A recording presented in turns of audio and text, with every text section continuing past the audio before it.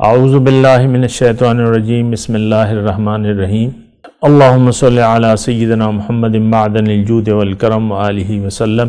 سامعین و ناظرین اکرام، السلام علیکم ورحمۃ اللہ وبرکاتہ۔ آج کا ہمارا موضوع یہ ہے کہ کیا ہماری منزل صرف دنیا ہے؟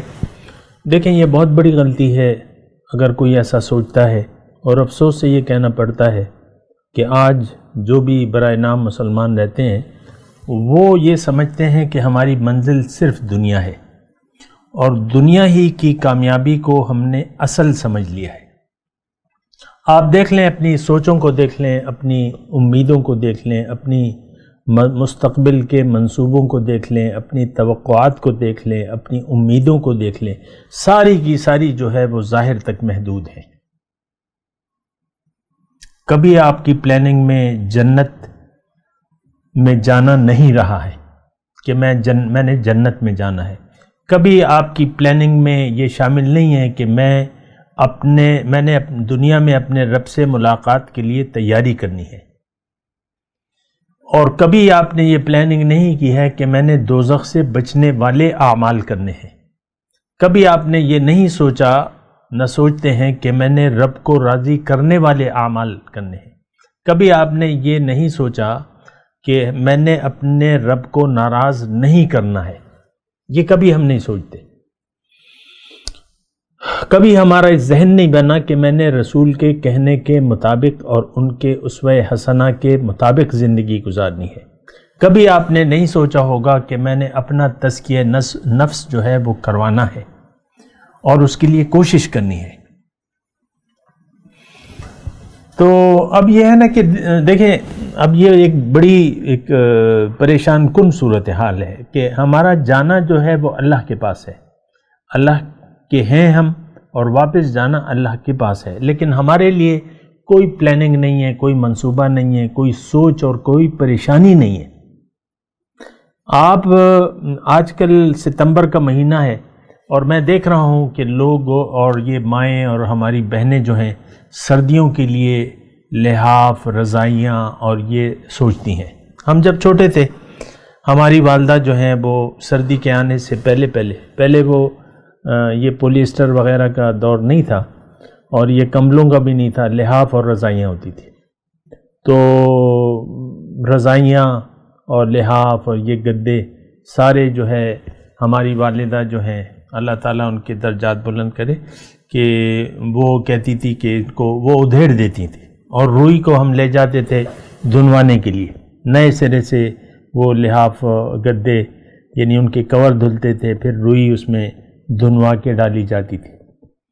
تو انسان کی طبیعت یہ ہے، دنیا میں بھی آپ دیکھ لیں اپنی مستقبل کی پلاننگ کرتے رہتے ہیں۔ کہیں بھی آپ نے کرنا ہو تو آپ پلاننگ کرتے رہتے ہیں۔ ایک آدمی ریٹائرڈ ہونے والا ہے، مثال کے طور پہ وہ پلاننگ کرتا ہے کہ میں کیا کروں گا، کس طرح وقت گزاروں گا یا کیا کروں گا، یہ ابھی سے وہ پلاننگ کرتا ہے۔ اور دنیا میں ہم وقت تو گزار رہے ہیں، اور ہم اللہ تعالیٰ نے ہمیں اپنے لیے بنائے، لیکن ہماری ساری پلاننگیں، اس بات کو آپ دیکھ لیں اور ذرا نوٹ کریں کہ ہماری پلاننگز میں آخرت نہیں ہے، دنیا ہی دنیا ہے، اور دنیا میں ہمیں رہنا نہیں ہے۔ کسی وقت بھی ہمارا بلاوا آ سکتا ہے اور ہم اپنے رب کے پاس جا سکتے ہیں۔ لیکن آپ دیکھیں، اگر بغیر تیاری کے ہم چلے گئے تو پھر ہمارا کیا حال ہوگا؟ ہمارا حال بہت برا ہوگا، یہ میں آپ کو کہہ رہا ہوں۔ وہ لوگ جو اپنے آنے والے کل کے لیے تیاری نہیں کر رہے، ان کا حال بہت برا ہوگا، کیونکہ رب ان سے ناراض ہوگا، کیونکہ آخرت کا کام، سارا کام جو ہے یہ مقدر میں نہیں ہے انسان کے۔ جنت میں اگر آپ جانا چاہتے ہیں تو آپ کو جنت کے لیے ایک عزم کرنا ہوگا، ایک رخ پھیرنا ہوگا جنت کی طرف، اور جنت کے لیے پھر آپ نے کوشش کرنی ہوگی۔ دنیا تو دیکھیں، اس میں ایک بات نوٹ کر لیں کہ دنیا تو آپ کے جو مقدر میں ہے وہی آپ کو ملے گی۔ اگر آپ کا اپنا سارا رخ دنیا ہی کی طرف پھیر لیں تو آپ کو دنیا سے اتنا ہی ملے گا جو آپ کے نصیب میں اللہ تعالیٰ نے اور آپ کے خالق نے لکھا ہوا ہے، اس سے زیادہ آپ کو نہیں ملے گا۔ یہ بات نوٹ کر لیں۔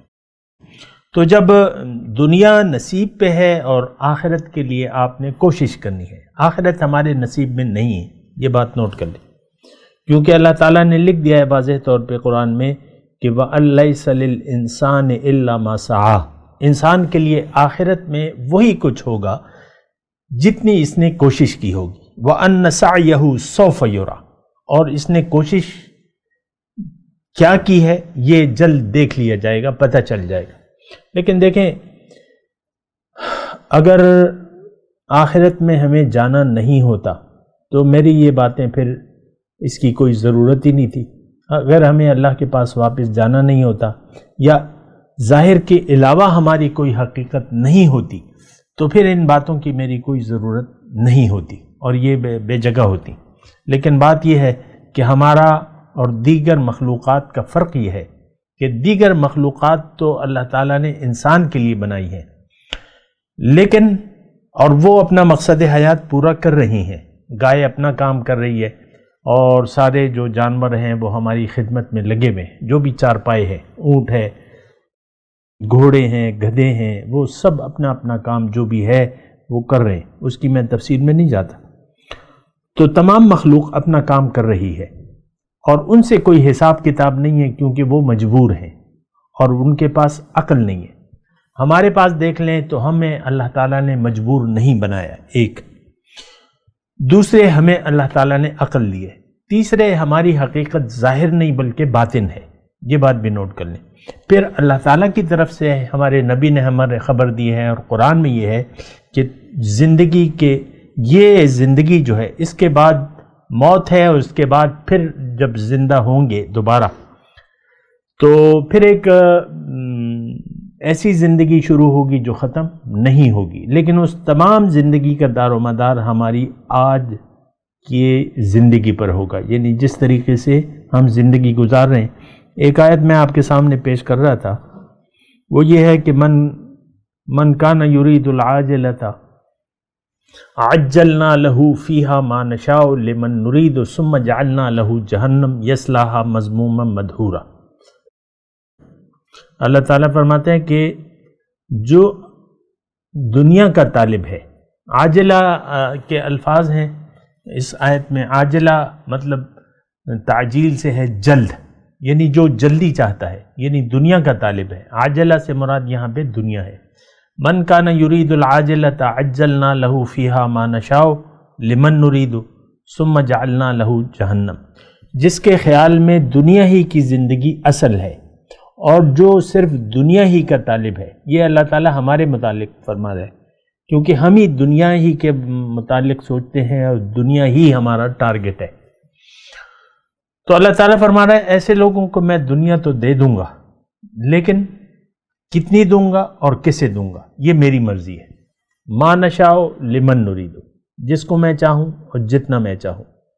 اس کے بعد چونکہ اس کی اور کچھ مقصد نہیں ہے، کوئی منزل نہیں ہے، کوئی کوشش نہیں ہے، پھر اللہ تعالیٰ فرماتا ہے کہ ثم جعلنا له جہنم، اس کا ٹھکانہ پھر جہنم میں ہوگا، یصلاھا مذموما مدحورا، یہ جہنم میں جائے گا دھتکارا ہوا اور ذلیل ہو کے جائے گا۔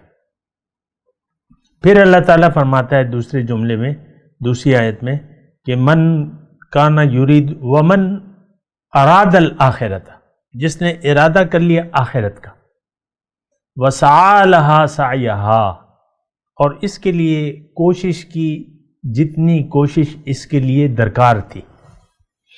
میں نے آپ کو کہا نا کہ دنیا نصیب پر ہے اور آخرت کوشش سے ملے گی، یعنی آخرت اگر آپ نے اچھی بنانی ہے تو اس کے لیے آپ نے کوشش کرنی ہوگی۔ تو اس آیت دوسری آیت میں یہ ہے کہ من اراد الآخرت، پہلے تو آپ نے ارادہ کرنا ہے، پھر آپ نے اس کے لیے اس کے مناسب کوشش کرنی ہے۔ لیکن صرف ارادے سے تو کچھ بھی نہیں ہوتا۔ پانی پڑا ہوا ہے، پیاسا کہتا ہے میں نے پانی پینا ہے، میں پانی پی رہا ہوں، میں پانی پیوں گا نہیں، میں پانی پیوں گا، میں پی رہا ہوں، لیکن گلاس اسی طرح پڑا ہوا ہے اور وہ اس کو ہاتھ نہیں لگاتا، تو کیا اس کی پیاس بجھ جائے گی؟ ہرگز نہیں۔ کوشش، ارادہ اور کوشش، اس کے مناسب کوشش، وسعی لہا سعیہا، اس کے مناسب اس نے کوشش کی، فاولئک کان سعیہم مشکورا، ان لوگوں کی کوششوں کی قدردانی کی جائے گی۔ تو بہرحال آج کا جو میرا موضوع تھا وہ یہی تھا کہ کیا ہماری منزل دنیا ہے؟ تو ہم یہ سمجھتے ہیں، آج جو بھی 1.5 ارب مسلمان ہیں یہ سمجھتے ہیں کہ ہمیں صرف دنیا ہی میں رہنا ہے اور دنیا ہی ہماری منزل ہے، اور ہمارا رخ جو ہے وہ دنیا کی طرف ہونی چاہیے، اور لہٰذا ہم سب مل کر ایک مٹھی ہو کر دنیا ہی کے لیے زندگی گزار رہے ہیں۔ آپ اپنے میڈیا کو دیکھ لیں، آپ اپنے معاشرے کو دیکھ لیں، آپ لوگوں کے بول چال کے انداز کو دیکھ لیں، آپ لوگوں کی باتوں کو دیکھ لیں، آج آپ لوگوں کے منصوبوں کو دیکھ لیں، آپ ان کے خیالات کو دیکھ لیں، سارے کا سارا دنیا دنیا اور دنیا، بس ختم بات۔ یہ بہت بری بات ہے، بات کرتے ہیں اگلی نشست میں انشاءاللہ۔ وآخر دعوانا ان الحمدللہ رب العالمین۔ مولاي صل وسلم دائما ابدا على حبيبك خير الخلق كلهم